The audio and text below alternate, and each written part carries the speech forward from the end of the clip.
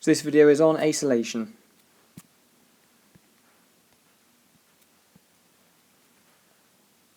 So our aims for this video are to be able to draw the mechanism and know the products of a nucleophilic addition elimination reaction between water, alcohols, ammonia, amines with acyl chlorides, and to understand the industrial advantages of the use of ethanoic anhydride over ethyl chloride in the manufacture of aspirin.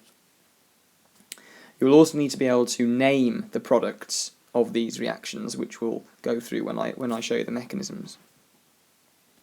So the first mechanism I'm going to show you is the mechanism between an acyl chloride and water. All these mechanisms will be very similar. They're all going to be addition-elimination mechanisms. But what I'm interested in is firstly repeating them so you see the similarities between them all, and also naming the products that are formed.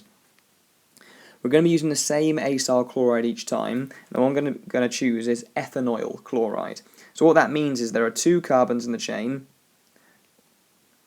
with a double bond O and then Cl on the end. So the ethanol comes from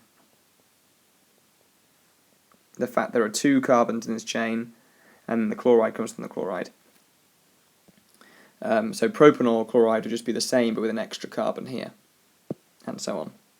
We're reacting that with water. Now water, the oxygen on water has two lone pairs, and it's important you draw both of them. And the lone pair will attack this carbon here, because that is delta positive, because electrons are being drawn towards the oxygen, and then one of these double bonds breaks and the electrons go onto the oxygen there. And what is formed then is the following molecule. So you have O minus, we have Cl, and we have O with two H's on it. And the fact it's making more bonds than it should, the oxygen, it's got a positive charge because the electrons went away from the oxygen and therefore it's become a positive charge. It's sharing more electrons than it would like. This oxygen here has gained a couple of electrons because the bond has gone to it, that's why it's negative. What then happens is this negative charge disappears because a lone pair on the oxygen will come back down, reform a double bond, and then because this chloride ion would rather be a negative charge than this this entity here, then this chloride ion will leave, and you'll make the following compound.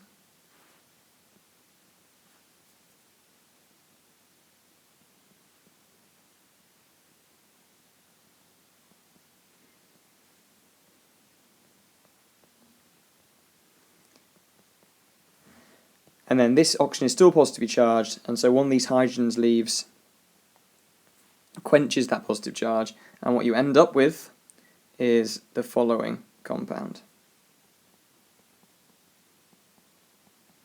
which should be easy to name. That is ethanoic acid, two carbons with a carboxylic acid functional group, so ethanoic acid.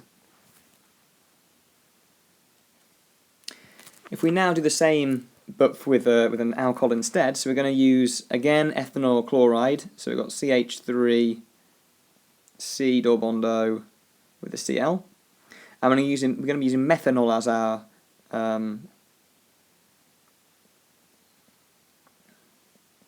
alcohol. And you can see this is kind of like an analogue of water. This CH3 group is in place of the other hydrogen that was on water, and so the same reaction happens. We've got a lone pair, two lone pairs on oxygen, one of them attacks this carbon, the arrow going up like that. What you create is the following intermediate.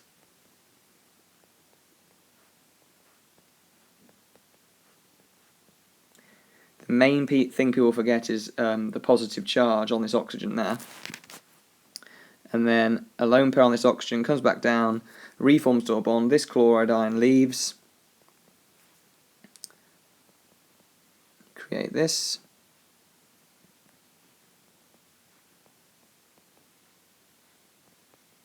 still positively charged, so that's the hydrogen that will always leave, and there we are. And so what we form is the following. This time, this molecule has an ester functional group. You have it see a COC group. And so this time this is called methyl ethanoate.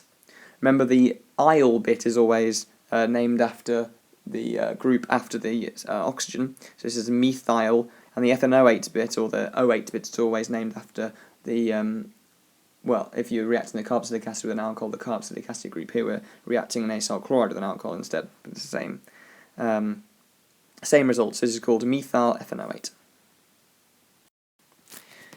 If we now use ammonia instead, so we're going to use ethanol chloride again.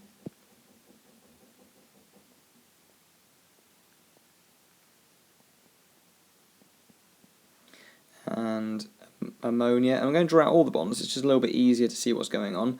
It's got one lone pair, and it's that lone pair that attacks this carbon atom. Again, the double bond breaks, and we end up with the following intermediate.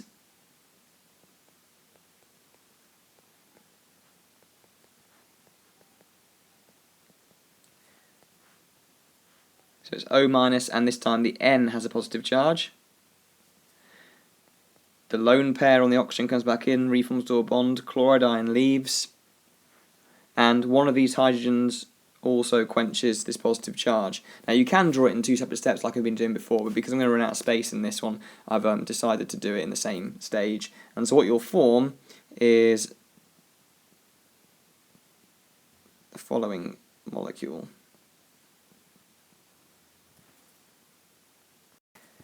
Now this time we have an amide functional group with a carbonyl group attached to an N, and because the N is just attached to two H's, we don't have to do any N substitution in our name. All we call this is ethan for the two carbons, ethanamide. So we'd write that like so, ethanamide. So if there were 3 carbons in this chain, it would be called propanamide, 4 butanamide, and so on. Finally, I'm going to show you the reaction between ethanol chloride again,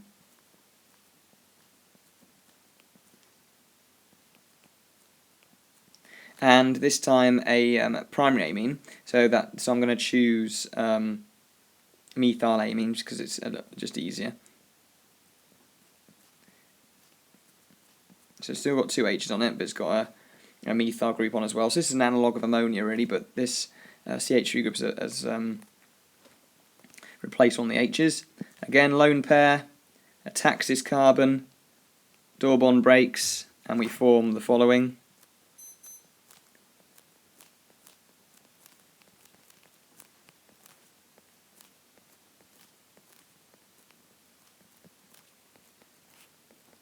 This nitrogen is positively charged. Sorry, I've made a bit of a mistake there. Hold on. There should just be a single bond up to this oxygen, which I'm sure you all spotted while I was drawing it. That oxygen should be negatively charged. And then a lone pair on this oxygen comes down, reforms to a bond, chloride ion leaves, and the nitrogen positive charge is quenched with one of the hydrogen bonds it's forming. That will then create the following product.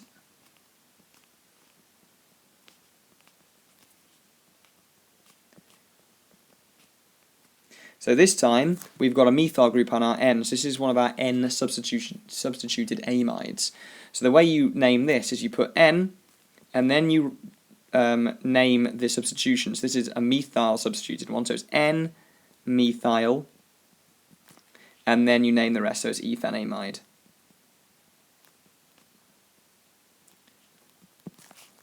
So this is just the same as naming as if this was just an H like before, but you have to put what's on the N. You write that as N-methyl. So if there was an ethyl group here, you'd write N-ethyl, ethanamide, and so on. So this side of the molecule is named here, and this side of the molecule is named here. Finally, you need to know the advantages of using ethanoic anhydride rather than ethanoyl chloride when making aspirin. Now, ethanoic anhydride is the following molecule.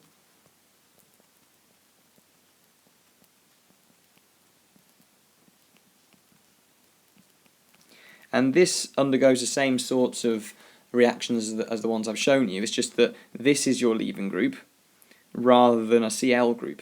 So a molecule will attack this carbon here, this double bond will break to form a negatively charged oxygen. The lone pair will come back down and form the double bond again, and this group here will leave.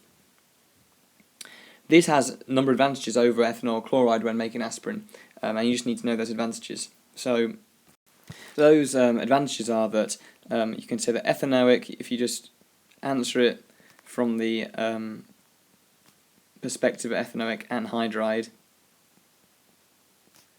is less corrosive. It's less likely to hydrolyze.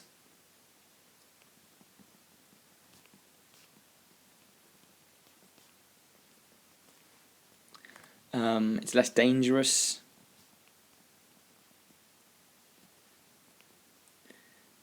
The reaction is less vigorous.